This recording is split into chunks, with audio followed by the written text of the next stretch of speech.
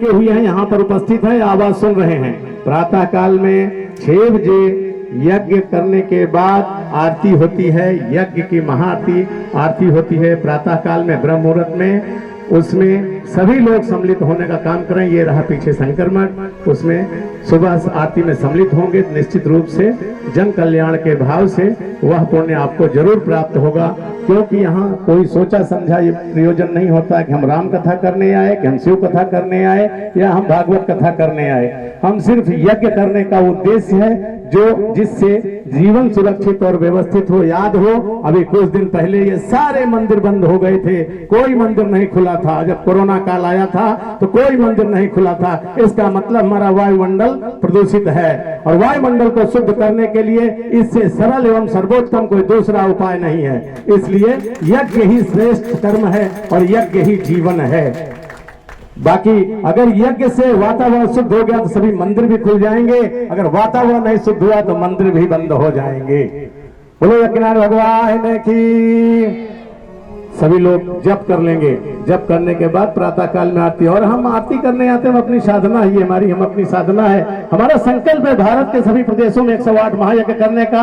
उस श्रृंखला में ये 95 नंबर का महायज्ञ है, और विशेष रूप से तमिल एक स्टेट हमको करना था, क्योंकि भारत के सभी प्रदेशों में करना है, जिसमें 22-23 प्रदेश, 22 के बाद 23वां होगा हमारे ख्याल से, 23वां प्रदेश होगा। बाकी जो भी बचे हुए प्रदेश हैं, कोशिश करूंगा कि अंतिम सांस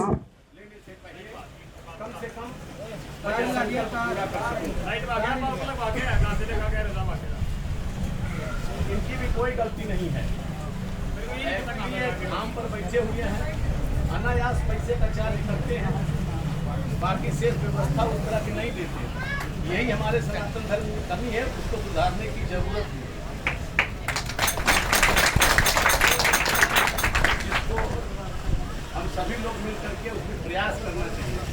कहीं भी धाम पर जाएं, दर्शन करें, वहाँ एक उचित व्यवस्था होनी चाहिए, एक अच्छा वातावरण होना चाहिए, अच्छा भाव होना चाहिए। ये उद्देश्य नहीं होना चाहिए कि आज आए हैं, पता नहीं कल मिलेंगे, कहीं मिलेंगे, आज ही इनको समझ लो, आज ही इनको कुछ लेना है, ले लो। ऐसा भाव नहीं होना चाहिए धाम। अब इनका जो भी व्यवस्था रही हो, इससे अपना मतलब नहीं है। कुल मिला के जितना दिन बचा हुआ है, जो भी हुआ स्तुति करके अपना एक मोहर लगाओ और सीधे स्तुति करके वापस पुनः ऋषिकेश। बोलो यज्ञनारायण भगवान की हो। अब ऋषिकेश भी याद आ गया, क्यों सनातन की महारानी नहीं पटरानी लगती है। इसीलिए ऋषिकेश और हरिद्वार दुनिया वहां जाकर के शरण लेती है, दुनिया जाकर के वहीं गंगा में डुबकी लगाती है।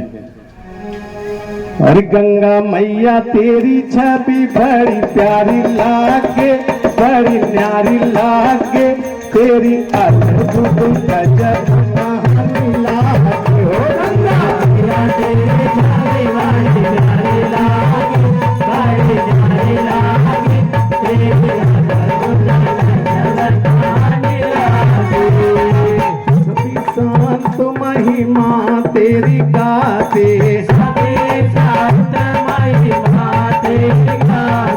दूर दूर से भक्त जाते, दूर दूर से भक्त जाते, तेरे जल में डुबकी लगाते, तेरे जल में डुबकी लगाते, तेरी गोद में बड़ा सुख पाते, तेरी गोद में बड़ा सुख पाते।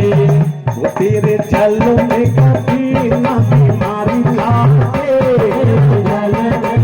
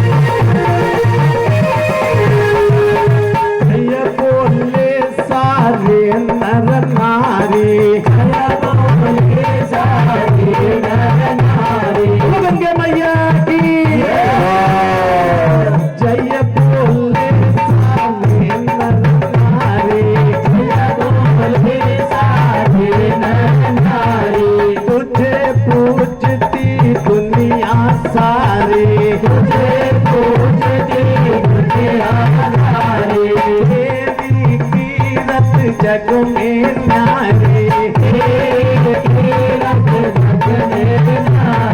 मन मंदिर में छवि है यो प्यारी,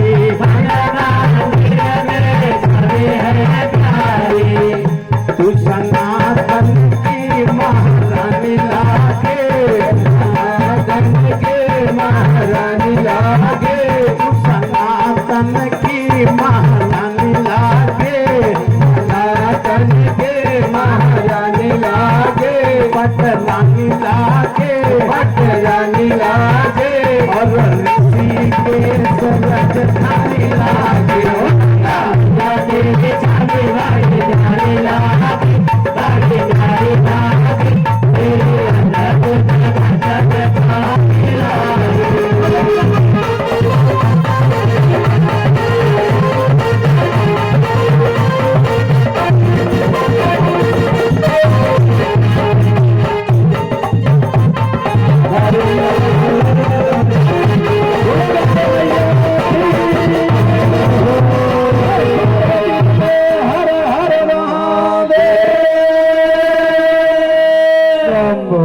गंगा के जल में कीड़े नहीं पड़ते, समुद्र के जल में कीड़े पड़ सकते हैं लेकिन गंगा जल में कीड़े नहीं पड़ते।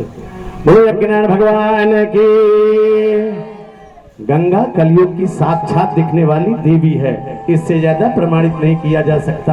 गंगा में ही, गंगा के जल में ही क्यों कीड़े नहीं पड़ते, बाकी वही जल यहाँ आता है, यहाँ कीड़े पड़ जाते हैं इनके जल में, लेकिन उनके जल में कीड़े नहीं पड़ते। ये प्रमाणित सत्य है। बोलो यज्ञनारायण भगवान की।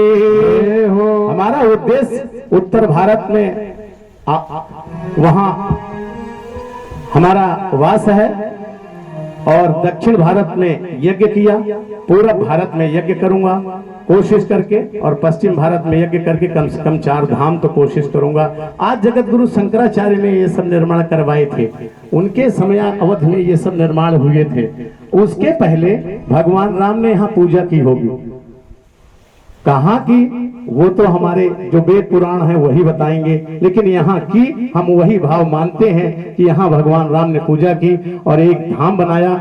आज जगत गुरु शंकराचार्य ने उसी का दर्शन करने आते हैं। हमारे धाम जो बनाए गए हैं आज जगत गुरु शंकराचार्य ने बनाए हैं, चारों धाम जब उसको देखोगे नक्शे पर तो ईस्ट वेस्ट नॉर्थ साउथ चारों दिशाओं में है, और जब शक्तिपीठों को देखोगे तो भारत का नक्शा नजर आएगा उसमें। यही एक सत्य है। शक्तिपीठें, हमारी एक शक्तिपीठ हिंगलाज कहाँ है जानते हो?